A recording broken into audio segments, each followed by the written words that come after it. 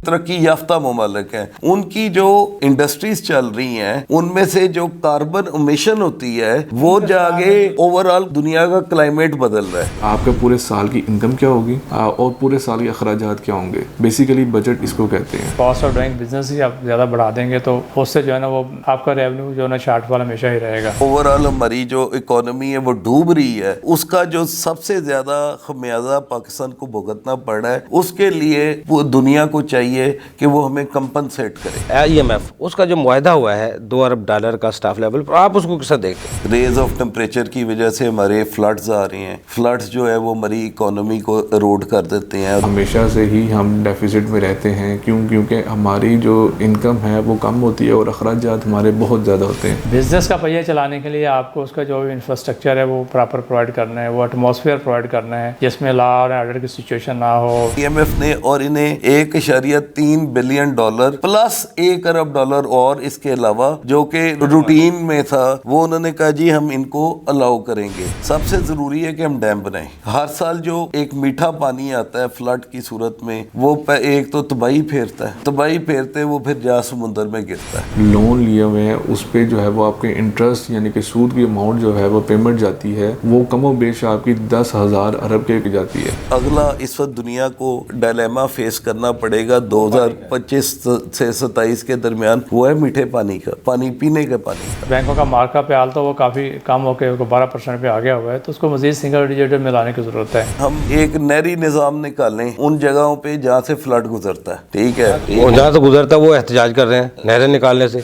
Budget 2025 और 26 को आप किस तरह देखते हैं? 18,000 समथिंग अरब का जो है वो हमारा बजट होता है, इससे कई गुना ज़्यादा हमारे अखराजात होते हैं, यानी कि 22,000 अरब के जो है ना हमारे अखराजात होते हैं। जो गायबोर है उससे इकोनॉमी में क्या फ़र्क आएगा? इंडिविजुअल या AOP के केस में जो मैक्सिमम टैक्स का रेट है वो 45% है, ये कहीं भी नहीं है इतना टैक्स रेट हायर जो है ना। करंट मालियाती रेट्स हैं 236C और K के, इनके ऊपर तो ट्रांजैक्शन हो ही नहीं सकती। आप वो वाला बजट अवाम के सामने रखें जो अवाम की मंशा के मुताबिक हो। जितना टैक्स लगा रहे हैं क्या उतने हम फैसिलिटीज इंफ्रास्ट्रक्चर और सारी चीज़ें बिजनेसमैन को दे रहे हैं? वो तो बिल्कुल नहीं है। नॉन फाइलर को तो 30% टैक्स लो, लेकिन जो फाइलर है उनके लिए 5% तक जो इन्होंने रेट बढ़ा दिया 3 से 5, ये ज्यादती है। अवाम दोस्त बजट हो जो अवाम को जो है वो रिलीफ का बायस बने, ना कि उनके लिए जहमत का बायस हो। हम एक मकरूज कौम है, हमने IMF से कर्जा लिया हुआ है, अगर तो हम आज़ाद हों तो फिर तो ये डिसीजन 1 मिनट का है कि ये टैक्सेस को कम कर दिया है। अस्सलाम वालेकुम नाज़रीन, प्रोग्राम पे सलाम के साथ मैं अफजल अयूबी। नाज़रीन, पाकिस्तान का और IMF का मुआहदा तय पा चुका है, वो मुआहदा क्या है? और मौसमियाती तब्दीलियों के हवाले से भी एक मुआहदा तय हुआ है IMF के साथ, वो क्या है? ज़रूरी ये जो टैक्स है वो किस पर लगने जा रहा है, और 7E और 4C बहुत ही अहमियत का हामिल टैक्सेस हैं। बजट 2025 और 26 में क्या होगा, कौन से कानून में तब्दीली आएगी, कौन सा सेक्टर को रिलीफ मिलेगा, और एडवांस टैक्स आजकल बहुत बड़ा इशू बना हुआ है। FBR के अफसरान धड़ल्ले से नोटिस जारी कर रहे हैं, उस पर आज हम गुफ्तगू करेंगे वो क्या है। और गुफ्तगू करने के लिए मेरे साथ स्टूडियो में मौजूद है फैसल इकबाल ख्वाह साहब, FC हैं, हमारे टैक्स अमूर हैं, और मुझे ज्वाइन करेंगे उमैर बाजवा साहब, आप एडवोकेट हाई कोर्ट है, हमारे टैक्स अमूर हैं। अरशद बशीर साहब, आप FC MA हैं, हमारे टैक्स अमूर हैं, लॉटस बार एसोसिएशन के मेंबर हैं। फैसल इकबाल ख्वाह साहब, पाकिस्तान का और जो मालियाती फंड इदारा है, आलमी मालियाती फंड IMF, उसका जो मुआहदा हुआ है $2 अरब का स्टाफ लेवल पर, आप उसको कैसे देखते हैं? यूबी साहब, ये जो इन्वायरमेंटल प्रोटेक्शन के लिए इन्होंने फंडिंग की है पाकिस्तान की 1.3 बिलियन की, इन्वायरमेंटल प्रोटेक्शन जो इनकी है, जैसे मौसमियाती तब्दीलियाँ हैं, रेज ऑफ टेम्परेचर की वजह से हमारे फ्लड्स आ रहे हैं, फ्लड्स जो है वो हमारी इकोनॉमी को एरोड कर देते हैं। बेसिकली इस मौसमियाती तब्दीली की जो मेन वजह है वो तरक्की पजीर ममालिक हैं, जहाँ की जो इमिशंस हैं, जो उनकी इंडस्ट्री का फासिक मादा इमिशंस होती हैं, उसकी वजह से ओवरऑल ग्लोबल क्लाइमेट चेंज आ रहा है, उससे पाकिस्तान बैडली इफेक्ट हो रहा है। इसके लिए इन्होंने ये एप्लीकेशन दी थी अक्टूबर 2024 में कि जी हमें फंड किया जाए, क्योंकि जो मौसमियाती तब्दीली है या जिसकी वजह से वो हो रही है वो पाकिस्तान का तो उसमें नेग्लिजिबल हिस्सा है, लेकिन उसकी वजह से जो पाकिस्तान को اکنامک لاس ہو رہا ہے, یہ فلڈز آ رہے ہیں, اوور آل ہماری جو اکانومی ہے وہ ڈوب رہی ہے, اس کا جو سب سے زیادہ خمیازہ پاکستان کو بھگتنا پڑ رہا ہے, اس کے لیے وہ دنیا کو چاہیے کہ وہ ہمیں کمپنسیٹ کرے, کیونکہ یہ جو موسمیاتی تبدیلی آ رہی ہے اس میں ہمارا کوئی حصہ نہیں, نہ ہی ہمارے پاس اتنی انڈسٹری ہے, نہ ہی ہماری کوئی ایسی کاربن امیشنز ہیں جن کی وجہ سے یہ اوور آل کوئی پرابلم آ رہا ہے. لیکن اگر یہ اوور آل پرابلم آ رہا ہے تو اس کی مین وجہ کیا ہے؟ اس کی مین وجہ یہ ہے کہ جو ترقی یافتہ ممالک ہیں ان کی جو انڈسٹریز چل رہی ہیں ان میں سے جو کاربن امیشن ہوتی ہے وہ جاگے اوور آل دنیا کا کلائمیٹ بدل رہا ہے. تو اب انہوں نے اس کو ریکگنائز کیا ہے IMF نے, اور انہیں $1.3 بلین پلس $1 ارب اور اس کے علاوہ جو کہ روٹین میں تھا وہ انہوں نے کہا جی ہم ان کو الاؤ کریں گے. بیسیکلی اس کی 2-3 محرکات ہیں. یہ جو ہم بات کر رہے ہیں انوائرمنٹل پروٹیکشن کی, لاس بنانے کی پاکستان میں بھی کہ کاربن امیشن کم سے کم ہو. آپ کو پتہ ہے لاہور کی جو فضا ہے یہ اس وقت دنیا کی سب سے پیلیوٹڈ فضا ہے. انڈیکس پاکستان کا یہ آپ نے دیکھا دسمبر, جنوری اور فروری میں اسموک بہت زیادہ تھی. یہ ساری چیزیں جو انوائرمنٹل پروٹیکشن ایکٹ کے تحت آتی ہیں, اب موسمیاتی تبدیلیوں کی وجہ سے جو پاکستان کی اکانومی کو نقصانات ہو رہے ہیں, اس کو انہوں نے جو ہے ازالہ کرنے کے لیے یہ لون ایکسٹینڈ کیا, جس میں 10 سال کا گریس پیریڈ ہوگا جس میں ہم نے کوئی ری پیمنٹ نہیں کرنی, اور 10 سال بعد جب ہم ری پے کریں گے تو اس پہ نومنل سا انٹرسٹ ہوگا 1 یا 2% کا. یہ ابھی تک میرا خیال وہ ڈیسائیڈڈ نہیں ہوا. انہوں نے کہا جی بہت کم انٹرسٹ پہ ہم آپ کو یہ پیسہ دیں گے, لیکن اس کے اگینسٹ مجھے یہ لگتا ہے کہ یہ پرفارمنس میئرز بڑے ٹائٹ ہوں گے. وہ اس کے اوپر اپنی نگاہ رکھیں گے کہ یہ پیسہ کہاں, کب اور کیسے استعمال ہو رہا ہے, اور اس سے پاکستان کو کیا انوائرمنٹل پروٹیکشن. فار ایگزامپل میرے خیال میں دیکھیں نا, سب سے ضروری ہے کہ ہم ڈیم بنائیں. ہر سال جو ایک میٹھا پانی آتا ہے فلڈ کی صورت میں, وہ ایک تو تباہی پھیرتا ہے, تباہی پھیرتے وہ پھر جا سمندر میں گرتا ہے. آپ کو پتہ ہے جو اگلا اس وقت دنیا کو ڈائلیما فیس کرنا پڑے گا 2025 سے 27 کے درمیان, وہ ہے میٹھے پانی کا, پانی پینے کے پانی کا. تو بیسیکلی ہمیں یہ تمام فنڈز ہیں $1.3 بلین کے, یہ ویسے ایک حساب سے ابھی اتنے پورے نہیں ہیں. اگر ایک اچھا ڈیم بنانا ہو جیسے دیا میر بادشاہ ہم نے شروع کیا, اور ایک اور ڈیم ہے وہ 1300 ارب روپے میں ایک ڈیم بنتا ہے, ٹھیک ہے. تو یہ تو سمجھے آٹے میں نمک برابر ایک انہوں نے ہمیں پیسے دیے ہیں, جس سے لیکن جو بن رہے ہیں وہ مکمل ہو جائے پھر وہ بڑی بات ہے. جو میرے ذاتی خیال میں کہ ہم ایک نہری نظام نکالیں ان جگہوں پہ جہاں سے فلڈ گزرتا ہے, ٹھیک ہے, جہاں سے گزرتا ہے وہ احتجاج کر رہے ہیں نہریں نکالنے سے, ہند میں وہ احتجاج ہو رہے ہیں اس کے. یہ ایک سیاسی معاملہ ہے جس کے اوپر لوگوں کو دانستہ طور پہ سوچنا پڑے گا, ٹھیک ہے, بیٹھ کے پلاننگ کرنی پڑے گی. باغ ڈیم جس کی نظر کا سیاست ہو گیا, سیاست کی نظر ہو گیا. سر دیکھیں میں تو ابھی یہ بات کر رہا ہوں کہ ہمیں کرنا کیا چاہیے. اب دیکھیں کرنا تو صاحب اقتدار لوگوں نے ہے نا, ہم تو اس قابل نہیں ہیں کہ ہم تو صرف ایک رائے دے سکتے ہیں. اب رائے کیا ہے کہ جی اس $1.3 بلین کو ایسے جگہ پہ لگایا جائے جس میں سب سے پہلے ہم اس فلڈ کے روک تھام کے لیے اپنے کوئی میئرز لیں. دیکھیں پاکستان کی اکانومی کو اوور آل انوائرمنٹل تھریٹ صرف فلڈ ہے اس, یعنی جو انوائرمنٹل چینجز, کلائمیٹک چینجز آ رہی ہیں اس سے کیا ہے کہ گلیشیئر پگھل رہے ہیں. جو گلیشیئر پگھل رہے ہیں تو وہ ہمارے پاس ہمالیہ کی ایک بہت بڑی رینج ہے ماؤنٹینز کی اور گلیشیئرز کی, جو پھر وہ دریائے سندھ میں پانی آتا ہے اور وہ پھر پورے پاکستان کو ساتھ بھاگے لے جاتا ہے, تھرو آؤٹ یہ دریاؤں میں شامل ہوتا ہے. اور اسی طرح انڈیا بھی کیا کرتا ہے کہ اس نے ہر ہمارے دریا پہ ڈیم تو بنا لیا ہوا ہے, لیکن جب ان کو وہاں پہ فلڈ آنے کا خطرہ ہوتا ہے وہ اپنے اسپل ویز کھول دیتے ہیں اور پاکستان سارے کا سارا ڈوب جاتا ہے. تو بیسیکلی یہ $1.3 بلین انہوں نے دیا ہے انوائرمنٹ کے لیے. سیکنڈلی جو $1 ارب انہوں نے دیا ہے اس کے 3-4 محرکات جو کہ انہوں نے پاکستان کی گورنمنٹ کی تعریف کی اور جو کرنی بھی چاہیے میرے خیال میں, وہ یہ ہے کہ اس پر شرح سود پچھلے سال سے 11 سے 12% کم ہوگی, ٹھیک ہے, اور ساتھ انفلیشن اپنے لاسٹ 36 منتھس کا لویسٹ ہے, یعنی 1.25% پچھلے مہینے کی انہوں نے انڈیکس دیا ہے جو انفلیشن لویسٹ ہے, کیونکہ انٹرسٹ ریٹ کو آپ اسی وقت کم کر سکتے ہیں جب انفلیشن کم. تو دیکھیں لاسٹ ایئر یہ کائبور 23 سے 24% پہ چلا گیا تھا, جو اب 12% پہ موجود ہے اور اس پہ چل رہا ہے, ٹھیک ہے. دیکھنے والی بات جو یہاں پہ سوچنے والی بات یہ ہے میرے بھائی کہ جو کائبور ہے اس سے اکانومی میں کیا فرق آئے گا. جب انٹرسٹ ریٹ کم ہوگا تو انڈسٹری چلے گی. اب 24% پہ کوئی انڈسٹری نہیں چل سکتی. یہ چیز کو آئی ایم ایف نے ریکگنائز کیا ہے کہ یہ جو کرنٹ گورنمنٹ ہے ان کی ڈائریکشن اور ان کا جو چلنے کا طریقہ ہے وہ ٹھیک ہے. تو انہوں نے ان سے یہ ڈیل کی ہے تقریباً $2.3 بلین کی, جس میں $1 ارب تو اس قرضے کا حصہ ہے جو اوور آل $7 ارب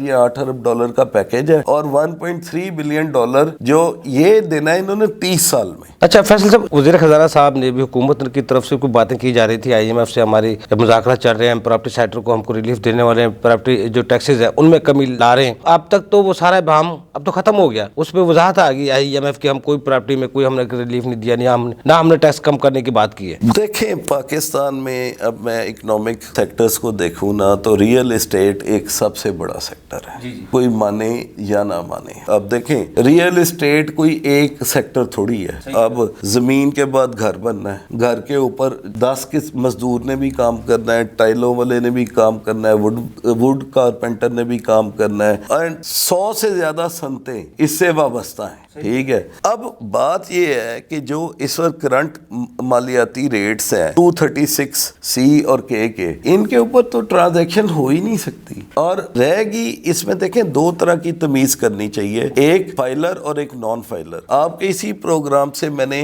بارہا کیا ہے کہ نان فائلر کو تو 30% ٹیکس لو, کیونکہ اس کا تو بلیک منی ہے, اس سے تو لو ٹیکس. لیکن جو فائلر ہے یہ جو ٹیکس دے رہا ہے, جو اصل سفید پیسے سے اپنے اثاثہ جات کو بنا رہا ہے, ان کے لیے ریشنل یہ ہے کہ 5% تک جو انہوں نے ریٹ بڑھا دیا 3 سے 5, یہ زیادتی ہے. یہ اس کو آدھے % یا 1% پہ انہیں لاک کرنا چاہیے. اب آئی ایم ایف سے ان کی یہ ڈیل چل رہی تھی کہ ہم ریئل اسٹیٹ سیکٹر کو دوبارہ زندہ کرنا ہے کیونکہ اس سے ہمارا پہیہ چلتا ہے, اور اس کے اوپر انہوں نے ریشنل بہت ساری میٹنگز ہوئی پرائم منسٹر ہاؤس میں, ریئل اسٹیٹ کے جو لوگ نمائندگان ان کے ساتھ, تو یہ ایک ریشنل پہ یہ پہنچے تھے. دیکھیں خواب نہیں ہوتا, اس کو ہم کہتے ہیں planning and discussion. Planning and discussion کے بعد ہی کوئی آؤٹ کم آتا ہے, ٹھیک ہے. یہ پلاننگ ہوئی, ڈسکشنز ہوئی, اس کا کوئی آؤٹ کم ابھی تک اس لیے نہیں نکل رہا کہ دیکھیں ہم ایک مقروض قوم ہیں, ہم نے آئی ایم ایف سے قرضہ لیا ہوا ہے. اگر تو ہم آزاد ہوں تو پھر تو یہ ڈیسیژن 1 منٹ کا ہے کہ یہ ٹیکسز کو کم کر دیا جائے, لیکن کیونکہ ہمیں ہر کوئی ٹیکس کم کرنے سے پہلے اپنے لینڈر کو پوچھنا پڑتا ہے, تو مشکل ہے, ناممکن نہیں. ممکن نہیں. اچھا دوسرا زرعی ٹیکس کے حوالے سے بھی آئی ایم ایف نے بات کی ہے. جہاں تک ہم جانتے یہ زرعی ٹیکس تو صوبوں کا ہے, تو یہ وفاق کا تو نہیں ہے جس پر آئی ایم ایف کو بھی بات کر رہی ہے. دیکھیں اس کے لیے انہیں ایک امینڈمنٹ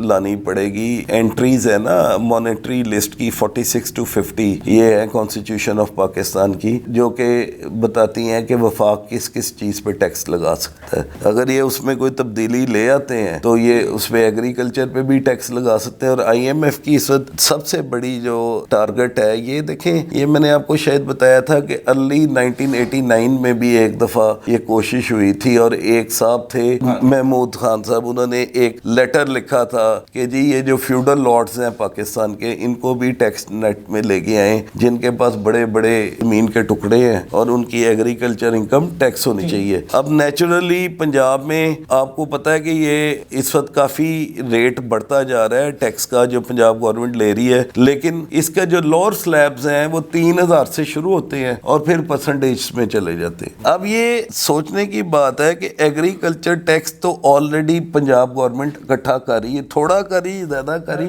کر رہی, ٹھیک ہے. تو فیڈرل گورنمنٹ اب کیا چینج لاتی ہے کانسٹیٹیوشن آف پاکستان میں, جیسے انہوں نے انٹری نمبر 50 کو ایڈٹ کیا اور لینڈ کی سیل پرچیز پہ کیپٹل گین ٹیکس جو ہے اس کو لے آئے اپنا part part of federal legislative list. इससे पहले जमीन की भी जो तजारत थी ना लेने देने की, ये प्रोविंशियल का जुमरा था, फेडरल का जुमरा नहीं था। तो इन्होंने कॉन्स्टिट्यूशन में चेंज की और उसके बाद इन्होंने कहा जी वफाक को कैपिटल गेन टैक्स लेने का हक हासिल है। उन्होंने उस एंट्री को अमेंड किया। इसी तरह एग्रीकल्चर टैक्स में भी वो एंट्री अगर वो अमेंड कर देते हैं तो वो फिर पार्ट ऑफ डायरेक्ट टैक्स। अगले मुआहदे तक IMF का जो अगला को मुआहदा होगा उस तक तो हम ये बजट तक प्रॉपर्टी सेक्टर को बिल्कुल भूल जाए। सर देखें, बात ये है कि मेरे ज़ाती ख्याल में जो मिनी बजट्स हैं उनको कभी भी हौसला अफजाई नहीं करनी। फैसल साहब आगे चलते हैं क्योंकि बजट की आमद है और सबसे अहम बात है वो 7E है और सुपर सी जो आज का सुप्रीम कोर्ट में पेंडिंग है। हम पहले भी इस पर बात कर चुके हैं, लेकिन आपको लगता है ये आने वाले बजट में कोई हुकूमत कोई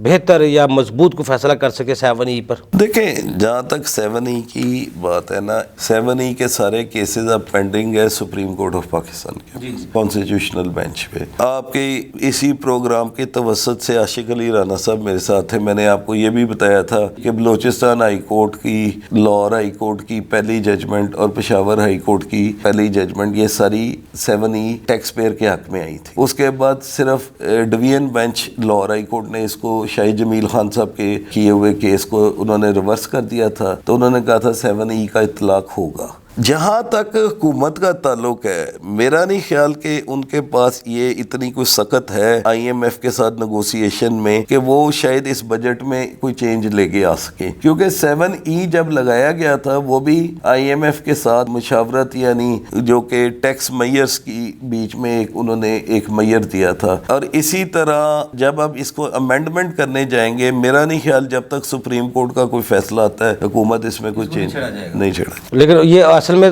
7E बनता तो सूबों का था टैक्स, लेकिन वफाक इसको ले नहीं सकती थी। 7E जो शाहिद जमील खान साहब ने भी लिखा, बड़ी खूबसूरत जजमेंट थी। Balochistan high court, Khyber Pakhtunkhwa high court, उन्होंने कहा जी इसको आप लगा सकते हैं वेल्थ टैक्स की फॉर्म में, ये इनकम टैक्स नहीं हो सकता, उसका रिवाइव किया जा सकता है ना यार, एक नया लेजिस्लेशन किया जा सकता है। उन्होंने कहा जी ये आप लगा सकते हैं, हुकूमत के पास पावर है कि वो कोई भी ऐसा टैक्स कर सकता है, लेकिन उसके लिए उन्हें कानून की तरतीब देनी है। 7E is part of income tax ordinance 2001। तो इनकम टैक्स ये किसी सूरत नहीं बनता, ये अगर बनता भी है तो ये वेल्थ टैक्स बनता है, और वेल्थ टैक्स में भी ये रेट बहुत ज्यादा है। अच्छा फैसल साहब, हम ना 15 साल से प्रोग्राम करते आ रहे हैं बजट पे, बजट प्रपोजल पे भी, बजट आता है उस पर भी हम प्रोग्राम करते हैं। अब मौजूदा हालात में जिस तरह पूरा साल 2024 और 25 का उसमें अमेंडमेंट आती रही, नई नई तरमीम आती रही, इस बजट में कुछ पिछले साल की तरह कोई तब्दीली होगी या नहीं होगी? आप क्या समझते, कोई नए टैक्सेस आ सकते हैं या कोई छूट हो सकती है? अभी तक जो ट्रेंड चल पड़ा है ना, जो बड़ा खतरनाक ट्रेंड है पिछले 3 साल में, वो है अमेंडमेंट ऑर्डिनेंस का। ठीक है, इसको हम कहते हैं मिनी बजट। मैं इसकी शदीद मुखालफत करता हूँ। बजट साल में एक दफा आना चाहिए ताकि लोग अपनी टैक्स प्लानिंग कर सकें। ये नहीं है कि आप, और फिर टैक्स प्लानिंग भी क्या है कि एक आप तरमीम लेके आए हैं, वो 5-6 साल स्टे करे। ये नहीं है कि आप उसको फौरन तब्दील करके कोई नई तरमीम ले आए। अब जहाँ पे इस वक्त पाकिस्तान में FPR लैक कर रहा है वो है प्लानिंग। हमें ये नहीं पता होता हम ये टैक्स क्यों लगा रहे हैं, और हमें ये नहीं पता होता हम ये टैक्स वापस क्यों ले रहे हैं, इसका मकसद क्या है। अब देखें मजन, मैं आपको बताता हूँ कि 7E हम लगा तो बैठे, ठीक है। अब 7E से ओवरऑल जब पूरी की पूरी कम्युनिटी इफेक्ट हो रही है, खाली एक सेक्टर तो नहीं है ना, सारी कम्युनिटी इफेक्ट हो रही है, ठीक है।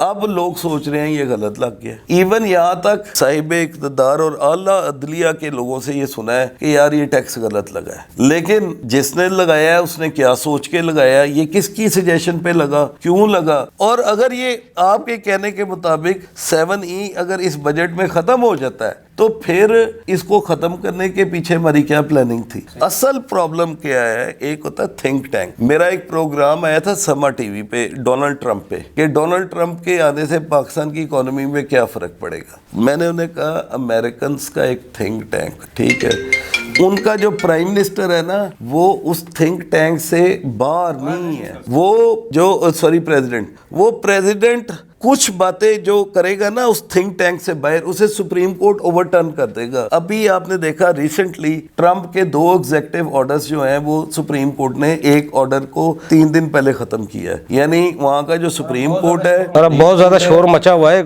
जंग के मामलात के ऊपर, उनकी पॉलिसी लीक हुई है। तो सुप्रीम कोर्ट की कोई जज है वो पाकिस्तानी नजाद है, पता नहीं उसका बहुत ज्यादा इस वक्त चर्चा भी है, और वो कहते हैं जी उसने ट्रंप का एक एग्जेक्टिव ऑर्डर वापस कर दिया। गूगल पे जब जो ही टाइप करेंगे तो ये बड़ा रोला पड़ा हुआ है कि ट्रंप का एक एग्जेक्टिव ऑर्डर वापस हो गया। तो बेसिकली उनका जो थिंक टैंक है, उनकी जो जुडिशरी है, अमेरिका के खिलाफ कोई काम होने नहीं देते, जो मर्जी प्रेसिडेंट आ जाए। अदालतें भी स्ट्रॉन्ग है ना फैसल साहब, देखो ना वो अदालत खड़ी होगी, सुप्रीम कोर्ट खड़ी होगी, तो ये छोटी सी बात नहीं है ना। उनका देखो अब वहाँ उनको बदनाम तो नहीं किया जाता जजेस, लेकिन मामला आगे चलते हैं। फैसल साहब 4C के बारे में आप क्या कहते हैं? देखें, इस वक्त जो मैंने कॉन्स्टिट्यूशनल बेंच की हियरिंग 2-3 सुनी है, मुझे लगता है कि 4C कंफर्म हो जाएगा सुप्रीम कोर्ट से।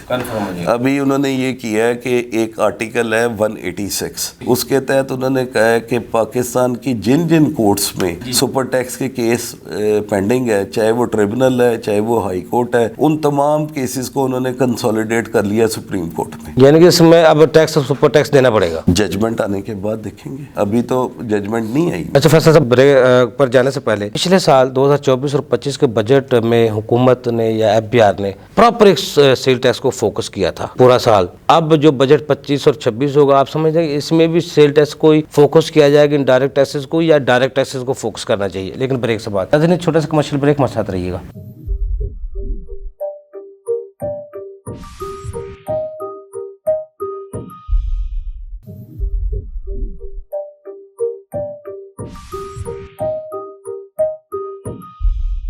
वेलकम बैक नाजरीन। जी फैसल साहब, हकीकत पूरी दुनिया को पता है, पाकिस्तान में through tax collection 90% indirect taxes से, बल्कि 95% इनडायरेक्ट टैक्सेस से होती है। Direct taxes are very meagre part of the tax collection, ठीक है। अब जब ऐसी सूरत हाल है तो आप क्या सोचते हैं कि कोई चीज चेंज होगी? कोई चीज नहीं चेंज होगी, वो चीजें वैसे ही रहेंगी। और बेसिक बैन इनका इनडायरेक्ट टैक्स पे ही होना है, डायरेक्ट टैक्स पे इनका कोई बैन नहीं होना, क्योंकि पाकिस्तान में अनफॉर्चुनेटली जो टैक्स कलेक्टर है और टैक्स पेयर है, इसके दरमियान कोई एक अच्छा रिश्ता बन ही नहीं सका। इनके दरमियान कॉन्फिडेंस लेवल कभी बन ही नहीं सका जब तक इनके दरमियान एक ब्रिज नहीं बनता ना कॉन्फिडेंस का। आप डायरेक्ट टैक्सेस को सोचना भी छोड़ दें। अब फॉर एग्जांपल आप पिछले साल का बजट उठा लें जिसमें इन्होंने कलेक्शन दी थी, आपने देखा था कि मेरे ख्याल 80 के 84% इनडायरेक्ट टैक्सेस थी और 16% डायरेक्ट टैक्सेस थे। तो जब आप इस ट्रेंड को लेके चल रहे हैं 1947 से आज तक, आप क्या समझते हैं ये एकदम से बदल जाएगा? हाँ, ये कल्चर आ सकता है कि डायरेक्ट टैक्सेस की तरफ हम जाएं, वो तब जब हम टैक्स बेस बढ़ाने पे गौर करें। इस वक्त तो टैक्स बेस बढ़ाने की बजाय हम एग्जिस्टिंग टैक्स पेयर को ऐसे नचोड़ रहे हैं जैसे कपड़ा पानी नचोड़ा नहीं जाता जब कपड़ा धोने के बाद। फैसल साहब, चलो एक हमारे प्रोग्राम तो फैसल से मैं आपसे अपने नाज़रीन तक पहुंचाने के लिए, जितने भी तरक्की पजीर या तरक्की याफ्ता ममालिक हैं, तरक्की पजीर तो हम जैसे ममालिक हैं, तरक्की पजीरी से भी शायद थर्ड वर्ल्ड कंट्रीज में हम शामिल हैं, तरक्की पजीर भी ममालिक कुछ ना कुछ दे रहे हैं, लेकिन इन सब में फोकस उन्होंने इनडायरेक्ट टैक्सेस पे तरक्की की है या इनडायरेक्ट टैक्सेस पे तरक्की हुई है? देखें, टॉकिंग अबाउट इंग्लैंड, वहाँ का मुझे पता है। देखें, वहाँ पे भी मेजर जो उनका रेवेन्यू है ना, वो सेल्स टैक्स है, वैट है, वैल्यू एडेड टैक्स, हर चीज पे। लेकिन वहाँ पे हर आदमी से 35 से लेकर 40% टैक्स डायरेक्ट भी ले रहे हैं। उनकी टैक्स बेस बहुत बड़ी है, वहाँ पे टैक्स एविजन हो नहीं सकती, इसलिए डायरेक्ट टैक्सेस का कल्चर है। हालांकि वहाँ पे भी होती है, ये नहीं है कि पूरी दुनिया में साथ बैठे हुए हैं। मैं ये नहीं कह सकता क्योंकि मैंने इस सिस्टम को इसको पहली दफा स्टडी किया है। मैंने देखा कि वहाँ पे भी बड़े लूप होल्स हैं जिनका लोग फायदा उठाते हैं और उनके इनलैंड रेवेन्यू वाले पकड़ भी लेते हैं उन्हें, लेकिन वो पकड़ते हैं 3-4 साल बाद। लेकिन एक चीज है कि उन्होंने वहां पे कल्चर डाल दिया है कि हर आदमी ने डायरेक्ट और इनडायरेक्ट टैक्स दोनों देना है। मतलब कल्चर है कि एक 18 साल का जब बच्चा माँ बाप से अलहदा हो गए, अपनी किसी सहेली के साथ शादी करके कहीं रहना शुरू कर देता है, वो चाहे अगर उन्होंने कहा कि जी 12,000 पाउंड سال سے جو ہی آپ کی انکم 18,000 پاؤنڈ سال سے جو ہی آپ کی انکم اوپر بڑھے گی آپ نے ٹیکس دینا ہے, چاہے 1 روپیہ ٹیکس دے. یعنی کہ 1,500 پاؤنڈ جو بندہ مہینے کا کما رہا ہے, وہ شادی کے لیے بھی پیسے دیتے ہیں, کاروبار کے لیے بھی پیسے دیتے ہیں, جاب بھی ان کی حکومت کی ذمہ داری ہے ساری. دیکھیے یہ چیزیں تو یہ ٹیکس دینے والا پھر اگر 60 سال کے بعد ریٹائر ہوتا ہے تو اس کی ذمہ داری بھی حکومت لیتی ہے. ہمارے تو المیہ ہو رہے ہیں یہاں تو ٹیکس پیئر مر بھی جائے تو اس مرنے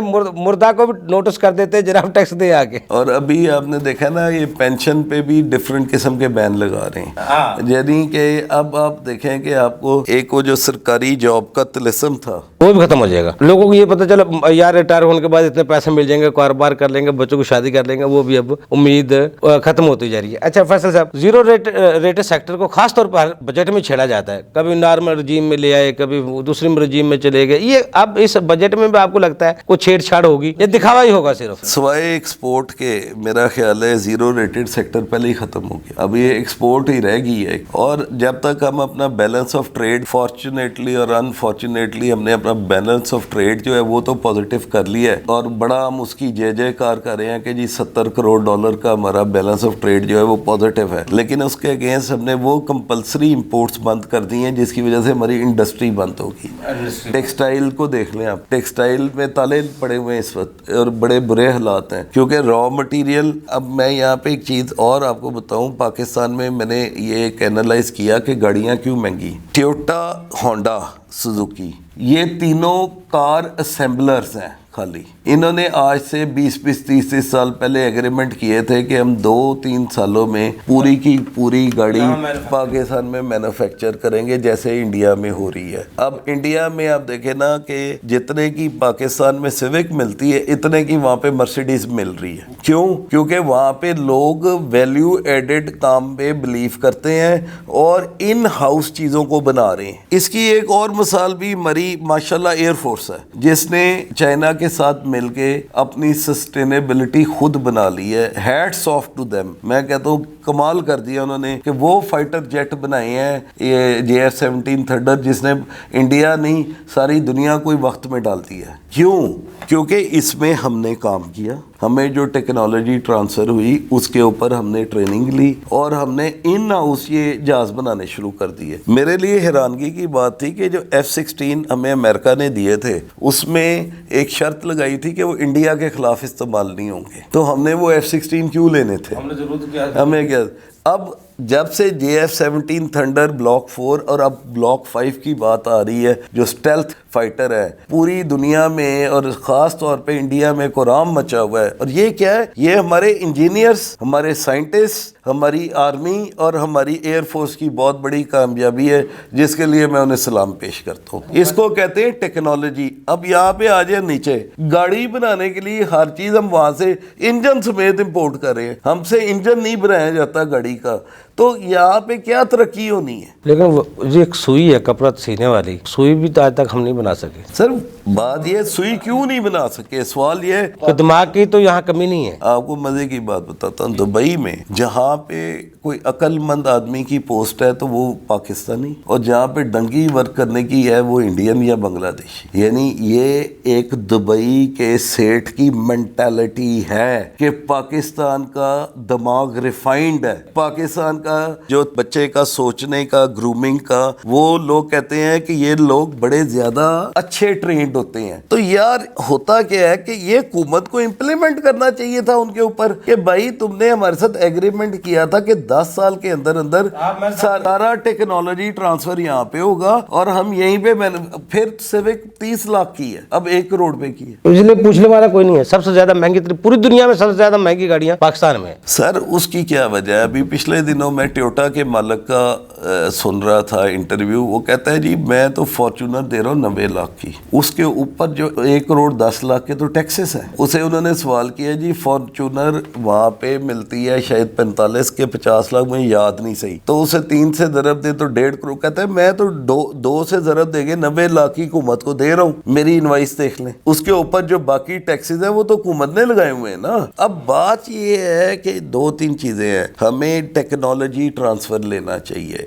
जब तक हम टेक्नोलॉजी ट्रांसफ़र नहीं लेंगे और ख़ुद इन्हिसारी पे नहीं आएंगे तब तक हमारी इकोनॉमी उस तरह ग्रो नहीं कर सकती जैसे को उसको ग्रो करना चाहिए। अच्छा फैसल साहब, आजकल वैसे एडवांस टैक्स का जो सेक्शन है 147 उसके बड़े नोटिस आ रहे हैं और लोगों को शिकायत भी बहुत है कि उनमें कैलकुलेशन जो की जा रही है वो गलत की जा रही है। देखिए सर, 147 सेक्शन में ना दो तरह की कैलकुलेशंस दी हुई है। सबसे पहले आप समझ लें 147 लगता का है। इंडिविजुअल और एओपी जिसकी पिछले साल की असेस्ड इनकम 10 लाख से ज़्यादा है, ठीक है, उसने अपने पिछले साल की इनकम की बेसिस पे जो टैक्स बना है वो 4 क्वार्टर्स में हुकूमत को पे करना है, जो कि सितंबर, दिसंबर, मार्च और जून होता है। ठीक है, 3-3 माह का, 3-3 माह का। मतलब सपोज एक आदमी को लास्ट ईयर 10 लाख रुपया इनकम से ऊपर थी, उसकी 20 लाख इनकम थी, उसे 50,000 टैक्स लगा, उसने 12,500 रुपए के हिसाब से सिर्फ सैलरी वालों को एग्जम्पशन है, वो 147 नहीं देते। 10 लाख से ऊपर जिनकी इनकम है, 10 लाख से ऊपर जिनकी इनकम है वो सुपर टैक्स उनसे हुकूमत ले सकती है, लेकिन सैलरी बिजनेसमैन, सैलरी वाले को ये एग्जम्पशन है। ठीक है, सैलरी वाले का एट सोर्स टैक्स कट जाता है। इसी तरह कंपनीज के लिए दो तरह के टैक्सेस हैं। एक वो जो लॉस मेकिंग कंपनी है वो टर्नओवर की बेसिस पे टैक्स देगी, और दूसरी जो प्रॉफिट मेकिंग है वो अपने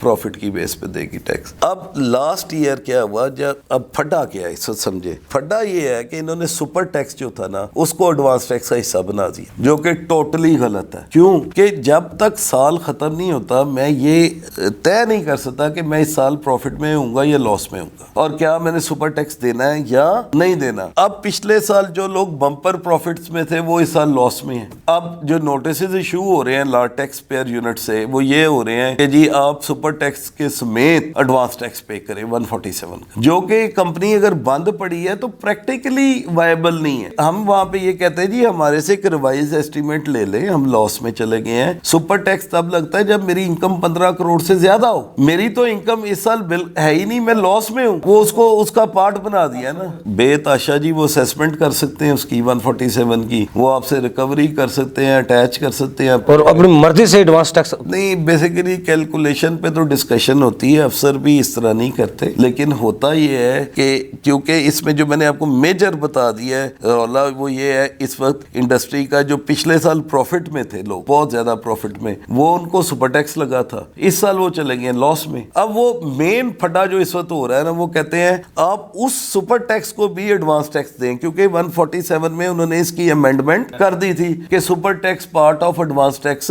होगा। जबकि अगर मैं इस साल लॉस में हूं या मेरा कारोबार ही बंद हो गया है तो मैं पैसे कहां से दूं, मेरे पास कैश फ्लो है ही नहीं। और उस चीज को समझने के लिए एफपीआर को कोई ऐसा कानून लेके आना चाहिए, खास तौर पे सुपर टैक्स को 147 में से निकाल देना चाहिए। जी बिल्कुल, मेरे साथ इस वक्त लाइन पर मौजूद है उमैर बाजवा साहब, आप एडवोकेट हाई कोर्ट है, हमारे टैक्स अमूर है। उमैर बाजवा साहब आपको अपने प्रोग्राम में सर खुशामदीद कहते हैं। अस्सलाम वालेकुम। उमैर बाजवा साहब, बजट 2025 और 26 को आप किस तरह देखते हैं? 2024 और 25 की तरह 2025 और 26 का जो बजट है उसमें क्या फर्क होगा और हुकूमत को क्या करना चाहिए, क्योंकि मौजूदा हालात में जो मुआशी इशारे हैं वो मुस्बत हैं और मजीद टैक्सेस लग सकते हैं या नहीं लग सकते, आप क्या कहते हैं और किस तरह देखते हैं? अच्छा, मैं सबसे पहले यूबी साहब आपको बताता चलूँ कि ये बजट है क्या, इसका मतलब क्या है, और फिर इसके आगे हम बताते हैं कि इसकी इम्प्लीकेशंस क्या हैं, इफेक्टिवनेस क्या है, एप्लीकेबिलिटी क्या है, ये आगे आपसे डिस्कशन में करते हैं मजीद आपसे। अच्छा, बजट सर ये है कि पूरे साल का जो आपके मुल्क के पूरे साल के इनकम और अखराजात, इन दोनों का तमहीज़ा लगाया जाता है कि आपका पूरे साल की इनकम क्या होगी और पूरे साल के अखराजात क्या होंगे। बेसिकली बजट इसको कहते हैं। एक आपका टेंटेटिव जो है वो बनाया जाता है, ब्रेकअप बनाया जाता है कि ये पूरे साल में हमारी कलेक्शन ये है और पूरे साल के अखराजात हमारे ये होंगे। बेसिकली इसका जो है वो आप कह लें कि फोरकास्टिंग की जाती है, इसको हम बजट कहते हैं। पाकिस्तान में जो बजट है वो हमेशा से ही हम डेफिसिट में रहते हैं। क्योंकि हमारी जो इनकम है वो कम होती है और अखराजात हमारे बहुत ज़्यादा होते हैं। अब मिसाल के तौर पे जो हमारा बजट है वो पिछले साल का ही हम बजट ले लें तो हमारे 18,000 समथिंग अरब का जो है वो हमारा बजट है होता है, और जो हमारे अखराजात हैं वो तकरीबन हमारे इससे कई गुना ज़्यादा हमारे अखराजात होते हैं, यानी कि 22,000 अरब के जो है ना हमारे अखराजात होते हैं, जो कम व बेश आप कह लें कि 4 या 5,000 अरब का जो है वो डेफिसिट है। 10,000 अरब का तो आपका सीधा जो है वो लोन की रीपेमेंट्स में जाता है। जो आपने लोन लिए हुए हैं उस पर जो है वो आपके इंटरेस्ट यानी कि सूद की अमाउंट जो है वो पेमेंट जाती है, वो कम व बेश आपकी 10,000 अरब के कम व बेश आपकी जाती है। तो ये कह लें कुल मिला के जो आप جب آپ کی 18th امینڈمنٹ ہوئی تھی تو صوبوں کو جو ہے وہ رائٹس دینے کے بعد جو ان کو شیئر دینے کے بعد جو فیڈرل ہے وہ ہمیشہ ڈیفیسٹ سے سٹارٹ کرتا ہے، لہٰذا اس پہ بجٹ پہ بڑی ڈسکشن ہوتی ہے۔ بجٹ میں جو ہے نا وہ سب سے پہلے یہ رکھا جائے کہ آپ اس کو ان ایگزیجریٹڈ فگرز نہ لکھیں، آپ وہ والا بجٹ عوام کے سامنے رکھیں جو عوام کی منشا کے مطابق ہو۔ اگر عوام کی منشا کے مطابق نہ ہو تو عوام جو ہے وہ آپ کو پتہ ہی آگے ہی بیچاری عوام بجلی کے بلوں سے اور اضافی ٹیکس کے بوجھ کے تلے دبی ہوئی ہے، تو بجائے اس کے کہ آپ مزید ان کو اس بوجھ کے نیچے دبائیں، ان کے لیے کوئی ریلیف کا معاملہ کریں، کوئی ریلیف کا بجٹ، ایسا بجٹ ہو جو ریلیف کے جو ہے نا ان کو دے، تاکہ جو اتنی ان نیسیسری ان پہ بوجھ ڈالا جا رہا ہے بجلی کے بلوں کی صورت میں، گیس کے بلوں کی صورت میں، ان پہ جو ہے وہ قہر ایک سمجھ لے برسایا جاتا ہے۔ تو اس لیے ایک ایسا میرے خیال سے عوام دوست بجٹ جو ہے وہ ہونا ہے، میرے مطابق جو ہے کہ عوام دوست بجٹ ہو جو عوام کو جو ہے وہ ریلیف کا باعث بنے، نہ کہ ان کے لیے زحمت کا باعث ہو۔ گورنمنٹ جو ہے یعنی ایف بی آر جو ہے وہ آپ کو لاسٹ ٹائم پتا ہوگا کہ اس نے 13,200 ارب روپے کا جو بجٹ ہے وہ ٹارگٹس ہیں یا ریونیو کلیکشن کا ایک بجٹ سیٹ کیا تھا کہ 13,200 ارب روپیہ انہوں نے کلیکٹ کرنا ہے۔ اب مجھ سے پوچھیں تو یہ اس سے پریویس ایئر جو ہے وہ 9,000 کوئی 300-400 ارب کے راؤنڈ اباؤٹ تھا، تو یہ اب جو گیپ انہوں نے 4,000 4,500 ارب کا ڈالا ہے یہ سمجھ لیں کہ ایگزیجریٹڈ فگر ڈالی ہے۔ سر اتنا میرے خیال سے اتنی ریونیو کلیکشن جو کہ پاسبل ہی نہیں ہے کہ آپ بجٹ جو ہے وہ اتنا ان ریئلسٹک سیٹ کر دیں کہ جو کہ اچیو ہی نہ ہو، جو کہ آج کل آپ دیکھ رہے ہیں کہ ایف بی آر والے بیچارے آفیسر جو ہے وہ لگے ہیں کلیکشنز کر رہے ہیں، ریونیو کلیکشن کر رہے ہیں، 147 کے نوٹسز بھیج رہے ہیں، لیکن پھر بھی ان کے ٹارگیٹس جو ہے وہ اچیو نہیں ہو رہے۔ کیونکہ آپ نے ان ریئلسٹک ایک آپ نے بجٹ جو ہے وہ ٹارگیٹ جو ہے وہ سیٹ کیا ہوا ہے۔ تو میرے مطابق جو اس سال جو ہے وہ گورنمنٹ کو اس پہ وہ دیکھنا چاہیے کہ جناب صرف آئی ایم ایف کے جو ہے وہ اس کو مد نظر رکھ کے نہیں فیصلے کرنے چاہیے، عوام کو بھی مد نظر رکھ کے فیصلے کرنے چاہیے۔ اگر ہم آئی ایم ایف کو مد نظر رکھ کے کریں گے تو عوام تو بیچاری ویسے ہی بھوک سے برے حالات ہیں اس کے، تو میرے خیال کے مطابق ایک عوام دوست بجٹ جو ہے وہ ہونا چاہیے۔ بہت شکریہ عمر باجوہ صاحب، آپ نے ہمیں ٹائم دیا، اور میرے ساتھ اس وقت لائن پر موجود ہیں ارشد بشیر صاحب، آپ ایف سی ایم اے ہیں، ہمارے ٹیکس امور ہیں، لاٹس بار ایسوسیشن کے ممبر ہیں۔ ارشد بشیر صاحب 2025 اور 26 کے بجٹ کو آپ کس طرح دیکھتے ہیں، کیا تبدیلی آنے والی ہے؟ اصل میں بجٹ کا دور ہے، بجٹ آ رہا ہے، ہر بندہ بجٹ کے اوپر سوچ رہا ہے، عوام بھی بجٹ کے بارے میں سوچتی ہے، گورنمنٹ بھی بجٹ کے بارے میں سوچتی ہے کہ بجٹ کیسا آنا ہے، کیا آنا ہے۔ ہمارے کچھ یہاں پہ چیزیں دیکھنے والی ہیں۔ بجٹ تو ہم بنا رہے ہیں، ہم جو بجٹ بناتے ہیں ہمیشہ وہ انکریمنٹ بجٹ ہوتا ہے، پچھلے سال کے ایکسپینڈیچر دیکھتے ہیں، وہ ایکسپینڈیچر بڑھا لیتے ہیں، پھر ایکسپینڈیچر بڑھانے کے بعد ہم پھر دیکھتے ہیں کہ اب انکم کہاں سے پوری کرنی، پھر اس کے حساب سے ٹیکسز بڑھاتے ہیں، ٹیکسز کے ریٹ بڑھاتے ہیں، پھر اس کے حساب سے بات جاتا ہے وہ ہم لینڈنگ پہ چلے جاتے ہیں اور فارن فنڈنگ اور اس کو ڈال کر ہم بجٹ اپنا کمپلیٹ کر لیتے ہیں۔ اس میں بہت سی چیزیں ہیں دیکھنے والی، اگر ہم لیجسلیشن کے پوائنٹ آف ویو سے ٹیکسیشن سے دیکھیں تو اس میں کافی ساری چیزیں ایسی ہیں جو کہ دیکھنے والی ہیں۔ پہلی بات یہ ہے کہ ہمیں سب سے پہلے یہ دیکھنا ہے کہ ہمیں اب ٹیکس اگر ریونیو بڑھانا ہے تو ٹیکس ریونیو بڑھانے کے لیے پہلے آپ کو جو بزنس کا پہیہ وہ چلنا ضروری ہے۔ بزنس کا پہیہ چلانے کے لیے آپ کو اس کا جو انفراسٹرکچر ہے وہ پراپر پرووائڈ کرنا ہے، وہ ایٹماسفیئر پرووائڈ کرنا ہے جس میں لا اور آرڈر کی سچویشن نہ ہو، یا دھماکے یا دہشت گردی یہ چیزیں نہ ہوں، تاکہ ایک پراپر ایٹماسفیئر بزنس مین کو پرووائڈ کیا جائے تاکہ وہ فریلی اور اپنے بالکل اوپن مائنڈ کے ساتھ آزادی کے ساتھ اپنا بزنس کر سکے۔ وہ بزنس کرے گا، بزنس گرو کرے گا تو الٹیمیٹلی ٹیکسیشن بھی پڑے گی۔ پھر ہم ٹیکسیشن کی طرف آتے ہیں۔ اگر آپ بزنس کسی بندے کا نہیں چاہ رہا، بزنس بھی نہیں چلے دیں گے، اب یہاں کاسٹ آف ڈوئنگ بزنس ہی آپ زیادہ بڑھا دیں گے تو اس سے جو ہے نا وہ آپ کا ریونیو جو ہے نا شارٹ فال ہمیشہ ہی رہے گا۔ اس طرح سے آپ دیکھیں جتنا بھی آپ کا ٹارگیٹس ہیں وہ ہم تو انکریمنٹل ٹارگیٹس 25-30% بڑھاتے ہیں، بڑھا کر ٹارگیٹ بڑھا دیتے ہیں، گراؤنڈ ریئلٹیز کو دیکھتے ہی نہیں ہیں کہ گراؤنڈ ریئلٹیز کیا ہیں۔ ہمیں پہلے تو دیکھنا چاہیے کہ اپنی جو گراؤنڈ ریئلٹیز کیا ہیں، اپنے بزنس کو ہم نے کس طرح فوکس کرنا ہے، بزنس کی گروتھ کیسے ہے، اس کے لیے اس کی جو کاسٹ آف ڈوئنگ بزنس ہے اس کو کیسے منیمائز کریں گے، ہم بزنس مین کو کیا فیسلٹیز دیں گے جس سے اس کی کاسٹ آف ڈوئنگ بزنس کم ہو۔ جیسے آپ کا انرجی کی کاسٹ بہت بڑی کاسٹ ہے، اس کو کیسے کم کیا جا سکتا ہے، اس کے لیے ہم نے بزنس مین کو چیزیں دینی ہیں، انفراسٹرکچر دینا ہے بزنس کے انوائرمنٹ کے لیے۔ اس کے علاوہ جو ہمارا اس وقت بینکوں کا مارک پہ حال تو وہ کافی کم ہو کے 12% پہ آ گیا ہوا ہے، تو اس کو مزید سنگل ڈیجٹ میں لانے کی ضرورت ہے تاکہ وہ بھی آپ کے جو بزنس ہے اس کے کاسٹ آف ڈوئنگ بزنس کے اندر ایک بہت بڑے حصہ ہے اس کا، آپ کی الیکٹریسٹی ہے، یہ ساری چیزیں اس کے اندر شامل ہیں، تو یہ ساری چیزیں دیکھنے کی ضرورت ہے۔ پہلے ہم دیکھنا ہے کہ بزنس بڑھے، بزنس گرو کرے گا، آپ کی جی ڈی پی گرو کرے گی تو آپ کا ٹیکس کا ریونیو بھی گرو کرے گا۔ پھر ہے کہ لیجسلیٹو کیا چینجز کرنے کی ضرورت ہے جس کے تحت ہم جو ہے نا وہ کر سکتے ہیں۔ سب سے پہلے تو یہ کہ ہمیں دیکھنے کی ضرورت ہے کہ ہمارا جو ٹارگیٹ کیا ہے، टैक्स कलेक्शन के लिए। हमारा यहाँ अलमिया ये है कि हम सिर्फ वो जो एग्जिस्टिंग टैक्स पेयर है उसी को फोकस करते हैं, अपना बजट भी उसी के ऊपर बेस करके बना रहे होते हैं। हम देखते हैं कि ये टैक्स पेयर हैं, इनका ये पिछले साल का रेवेन्यू था, उसी के ऊपर ही हम अपने टैक्स का रेट बढ़ा देते हैं। अब देखो ना, अनफॉर्चुनेटली हमारे पास इंडिविजुअल या एओपी के केस में जो मैक्सिमम टैक्स का रेट है वो 45% है। ये कहीं भी नहीं है इतना टैक्स रेट हायर जो है ना। आप रैशनल देखें ना उसके क्या है कि आप किस तरह आप इर्द गिर्द देखें टैक्स के रेट्स क्या हैं, उसके लिए देखें कि हम जो जितना टैक्स लगा रहे हैं क्या उतने हम फैसिलिटीज़, इंफ्रास्ट्रक्चर, वो सारी चीज़ें बिजनेसमैन को दे रहे हैं, वो तो बिल्कुल नहीं है। तो फिर यह कि वो सारी चीज़ें करें, टैक्स रेट्स की तरफ जाए तो हमें अपने टैक्स रेट्स को कम करना है। जितना हम टैक्स रेट बढ़ाते जाएंगे टैक्स अवियन,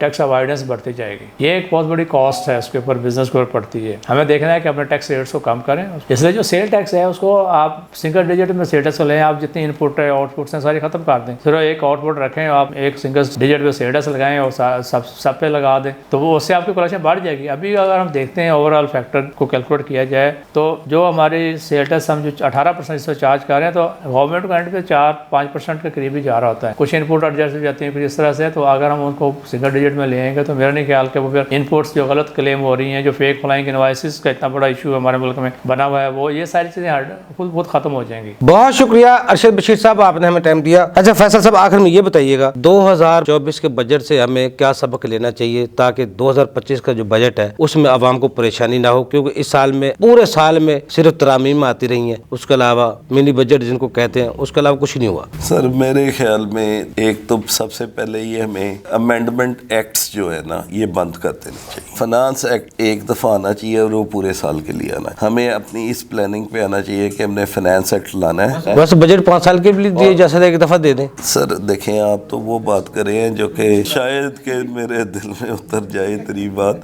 बेसिकली 1 साल के लिए आए और वो 1 साल के लिए स्टेक रहे, उसके दरमियान कोई चेंजेस ना होनी चाहिए, नंबर 1। नंबर 2, आप पिछले साल के बजट को देखें या इस साल के बजट को देखें, सवाए टैक्स एग्जम्पशंस विड्रॉ करने के, इनडायरेक्ट टैक्स लगाने के, इन्होंने कोई पॉजिटिव स्टेप नहीं लिया कि हम टैक्स बेस को बढ़ाएं। टैक्स बेस को बढ़ाने के लिए इनके पास कोई ऐसी मरबूत प्लानिंग नहीं है, और ये जो एग्जिस्टिंग टैक्स पेयर है अब उसकी बस होगी। तो इसके लिए हम FBR के मशकूर होंगे कि अगर वो टैक्स बेस बढ़ाने की तरफ जाए, ना कि एग्जिस्टिंग टैक्स पेयर को मजीद न। फैसल साहब, आपको बहुत शुक्रिया। नाज़रीन, हमारे एक्सपर्ट की आपने गुफ्तगू सुनी। 2025 का जो बजट है आवाम के लिए ही बजट आएगा, लेकिन इस बजट में खास तौर पर हुकूमत को चाहिए और FBR को चाहिए ये बजट टैक्स बेस बढ़ाने के लिए पेश किया जाए, ना कि नए टैक्सेस और आवाम पर बोझ डालने के लिए। अगले प्रोग्राम तक के लिए अफजल को इजाजत दीजिए। अल्लाह हाफ़िज़। पाकिस्तान जिंदाबाद। देखिए प्रोग्राम टैक्स और अवाम अफजल अयूबी के साथ।